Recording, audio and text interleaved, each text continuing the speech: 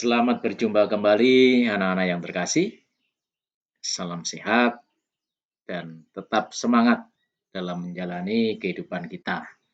Anak-anak yang terkasih, hari ini kita bersama-sama berjumpa kembali untuk melanjutkan pembelajaran kita pada bab 5, yaitu Roh Kudus memberi daya kekuatan. Anak-anak yang terkasih, peristiwa Tuhan Yesus disalibkan, wafat, dan dimakamkan membuat para rasul itu mengalami kesedihan, mengalami ketakutan. Mereka sedih karena merasa ditinggalkan oleh sang guru. Mereka merasa takut kepada para penguasa, para pemimpin Yahudi, bahwa mereka juga akan diperlakukan seperti halnya Tuhan Yesus. Sehingga mereka, kalaupun harus bertemu, harus berkumpul, mereka adakan secara sembunyi-sembunyi dengan jendela dan pintu yang tertutup rapat-rapat supaya tidak diketahui oleh mereka. Apalagi untuk memberi kesaksian tentang Tuhan Yesus, tentu saja mereka sangat ketakutan. Nah, anak-anak yang terkasih, namun demikian bahwa Tuhan Yesus sebelum naik ke surga menjanjikan kepada murid-muridnya Roh Penolong, yaitu Roh Kudus. Aku akan minta kepada Bapa, dan Ia akan memberikan kepadamu seorang penolong yang lain, supaya Ia menyertai kamu. Injil Yohanes bab 14 ayat 16 sampai 17. Nah, anak-anak yang terkasih, bahwa janji Tuhan Yesus ini digenapi pada hari Pentakosta. Roh Kudus turun dalam bentuk lidah-lidah api dan tiupan angin yang sangat keras, memenuhi ruangan tempat mereka berkumpul. Para murid sungguh percaya bahwa Roh Kudus adalah Roh Yesus sendiri yang pernah dijanjikannya kepada mereka. Peristiwa Pentakosta atau peristiwa turunnya Roh Kudus atas para rasul ini mengawali babak baru bagi kehidupan para murid Tuhan Yesus, juga bagi orang-orang yang beriman kepada Tuhan Yesus yang telah bangkit. Anak-anak yang terkasih,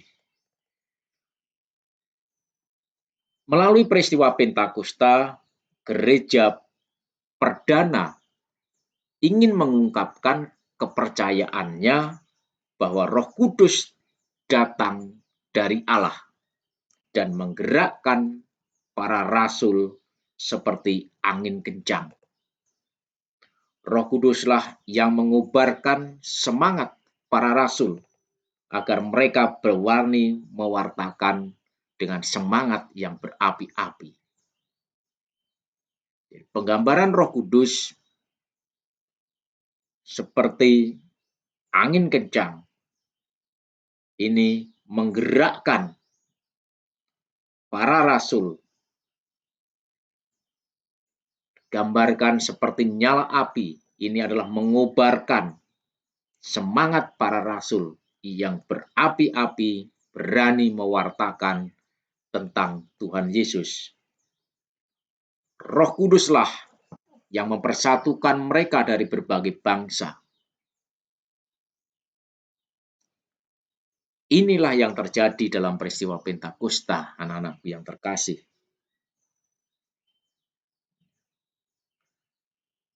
Di mana pada saat itu para rasul berbicara menggunakan satu bahasa, tetapi dapat dimengerti oleh semua orang yang datang dari berbagai bangsa. Maka dengan demikian, peran Roh Kudus bagi para rasul pada saat itu, saat peristiwa Pentakosta itu cukup jelas, anak-anak. Mereka memiliki keberanian yang luar biasa dalam mewartakan Tuhan Yesus. Mereka juga semakin dipersatukan, dikuatkan dalam persatuan. Mereka mampu berkata-kata dalam bahasa roh. Roh Kudus menyertai para rasul dengan memberikan pendampingan. Sehingga ketika mereka mewartakan Tuhan Yesus adalah Tuhan dengan menggunakan satu bahasa yang bisa dimengerti oleh berbagai bangsa. Inilah anak-anakku yang terjadi. Peran Roh Kudus bagi para rasul pada saat peristiwa Pentakosta. Anak-anak yang terkasih, pengaruh Roh Kudus itu begitu besar bagi perkembangan dan cara hidup jemaat beriman. Dalam Kisah Rasul bab 2 ayat 41 sampai dengan 47 digambarkan tentang cara hidup jemaat perdana. Roh Kudus mempersatukan jemaat mereka. Roh Kudus mempersatukan jemaat perdana sehingga mereka selalu berkumpul, memecahkan roti dan berdoa. Mereka bertekun dalam pengajaran para rasul, saling berbagi, dan disukai semua orang.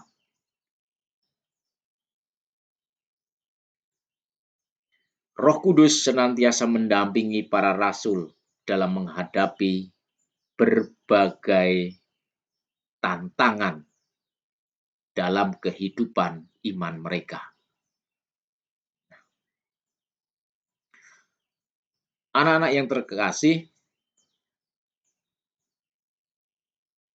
mari kita coba bersama-sama untuk menyimpulkan apa sebenarnya peran Roh Kudus bagi para rasul. Apa peran Roh Kudus bagi gereja pada saat ini? Kemudian, apa juga peran Roh Kudus bagi kita?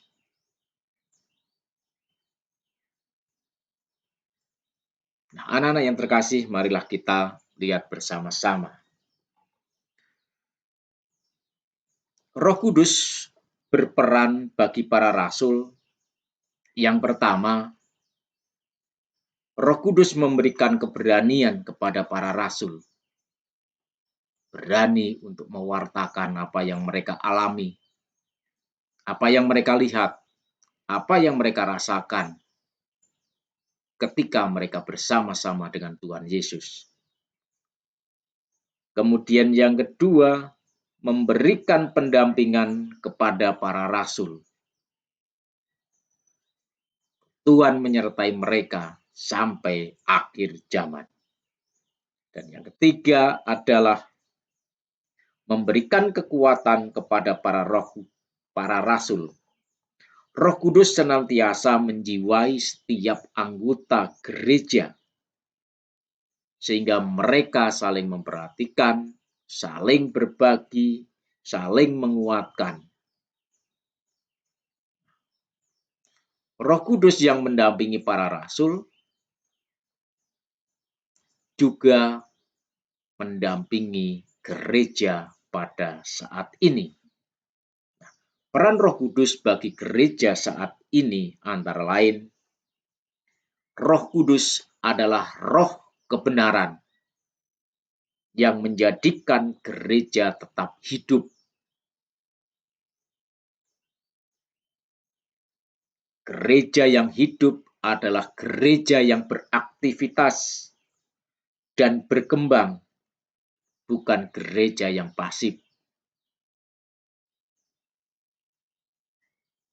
Kemudian yang kedua, Roh Kudus adalah roh kebenaran yang mengajarkan tentang kebenaran Allah, yaitu mewartakan tentang Yesus Kristus sendiri dan karya penyelamatannya. Yang ketiga, bahwa Roh Kudus adalah roh kebenaran yang menuntun gereja kepada kekudusan. Dengan hidup mengikuti tuntunan dan bimbingan Roh Kudus, maka setiap orang akan memperoleh keselamatan. Yang keempat adalah Roh Kudus adalah roh kebenaran yang menggerakkan, mendorong, menguatkan, dan memberikan semangat kepada gereja untuk berkarya dan mewartakan kerajaan Allah. Anak-anakku yang terkasih, itu adalah peran Roh Kudus baik bagi para rasul maupun bagi gereja pada masa kini. Santo Bonaventura pernah menyampaikan doa untuk mohon 7 karunia Roh Kudus. Apa saja 7 karunia Roh Kudus menurut Santo Bonaventura tersebut? Mari kita simak satu persatu. Yang pertama adalah karunia kebijaksanaan. Karunia kebijaksanaan adalah memampukan kita untuk menikmati buah dari pohon kehidupan, yaitu adalah Allah sendiri. Kemudian yang berikutnya adalah karunia pengertian. Karunia pengertian adalah berguna untuk mencerahkan akal budi kita. Kemudian karunia nasihat memampukan kita mengikuti jejak langkah-langkah Tuhan. Kemudian karunia keperkasaan. Apa yang dimaksud dengan karunia keperkasaan itu, anak-anak? Karunia keperkasaan adalah berguna bagi kita untuk menghadapi serangan-serangan gencar musuh, menghadapi godaan-godaan, menghadapi tantangan-tantangan yang bisa melemahkan kehidupan iman kita. Kemudian yang berikutnya adalah karunia pengenalan. Karunia pengenalan adalah berguna untuk membedakan mana yang baik dan mana yang jahat, mana yang benar dan mana yang tidak benar.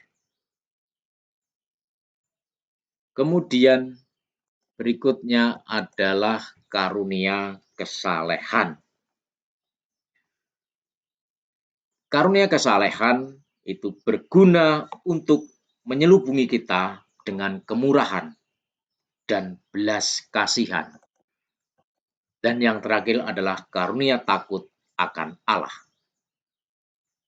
Karunia takut akan Allah ini berguna menjauhkan kita dari segala yang jahat dan tinggal damai dalam kekaguman kita akan kemuliaan Allah.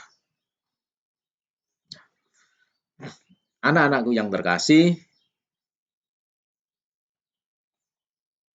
Roh Kudus ini membimbing umatnya melalui berbagai macam cara. Apa saja caranya itu? Mari kita lihat bersama-sama. Yang pertama adalah melalui sabdanya dalam kitab suci. Kitab suci adalah sumber bimbingan yang pertama dan utama. Lewat sabdanya dalam kitab suci, Allah membimbing kita. Allah menerangi kita, menyatakan kehendaknya, menegur dan menguatkan kita. Ini yang pertama, melalui sabdanya dalam kitab suci. Yang kedua adalah melalui gerejanya. Gereja sebagai persekutuan umat beriman di bawah pimpinan Sri Paus dan para uskup merupakan umat Allah yang didirikan oleh Tuhan Yesus sendiri. Tuhan Yesus secara istimewa memberikan Roh Kudus-Nya kepada gereja supaya selalu setia dan tidak sesat. Kehadiran Roh Kudus yang istimewa dalam gereja memampukan para pemimpin gereja untuk menafsirkan kehendak Allah melalui firman-Nya dalam kitab suci.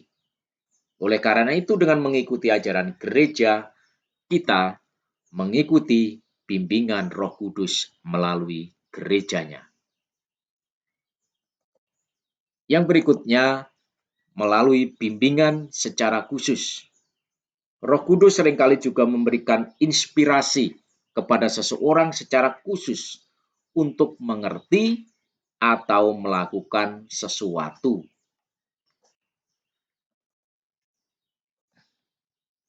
Dan yang berikutnya adalah melalui bimbingan orang lain. Anak-anak yang terkasih, Roh Kudus juga bekerja melalui orang-orang di sekitar kita.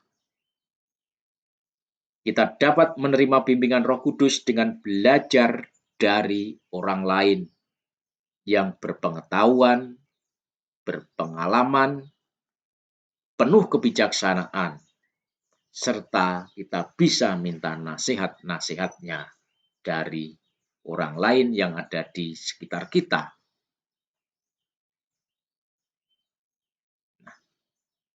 Anak-anak yang terkasih,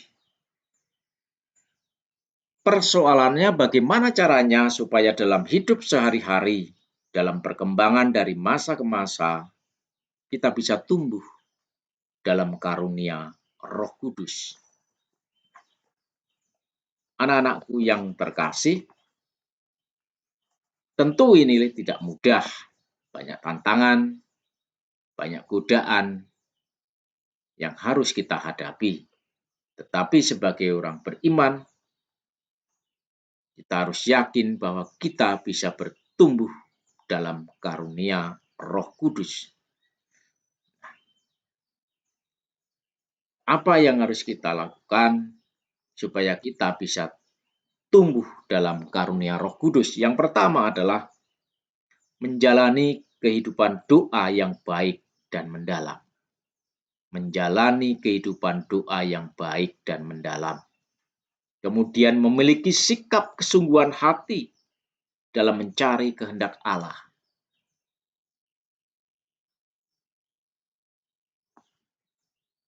Introspeksi diri, refleksi atas segala perbuatan kita, bisa membuka hati kita untuk secara sungguh-sungguh mencari kehendak Allah. Kemudian yang ketiga adalah percaya penuh kepada Tuhan, bahwa Ia akan membimbing kita dalam membedakan roh. Kemudian yang keempat, senantiasa menjalin dan mencari kehendak Allah melalui firman-firman-Nya dalam kitab suci. Dengan rajin membaca Alkitab, rajin membaca kitab suci, merenungkan dan menghayati sabdanya akan menggerakkan kita tumbuh berkembang dalam karunia roh. Biarlah sabda dan firman-Nya yang tertulis dalam kitab suci menuntun perilaku kita dalam hidup sehari-hari.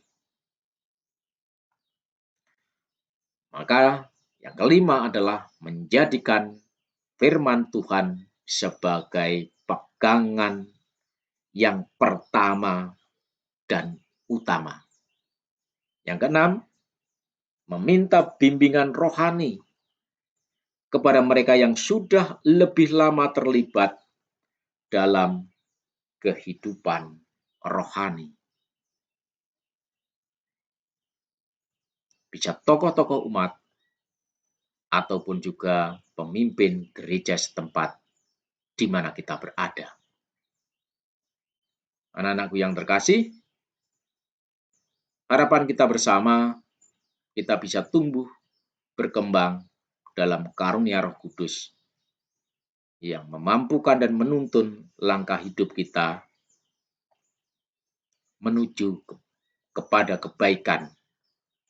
Maka dengan tumbuh dan berkembang dalam karunia Roh Kudus akan menuntun kita kepada keselamatan yang telah dijanjikan sendiri oleh Tuhan kita, Yesus Kristus.